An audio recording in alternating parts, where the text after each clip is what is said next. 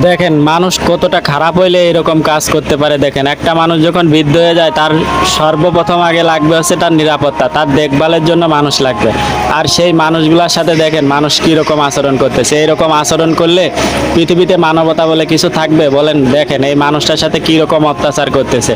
এই মানুষটা কতটা অসহায় আপনি একটা চিন্তা করে দেখেন। এই মানুষটার উপর কী পরিমাণ নির্যাতন করতেছে, কী পরিমাণ অত্যাচার করতেছে।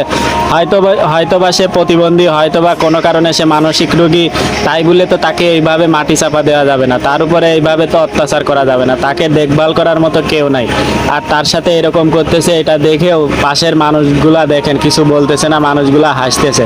এই মানুষগুলার কি দয়া মায়া হয় না এই মানুষটার প্রতি?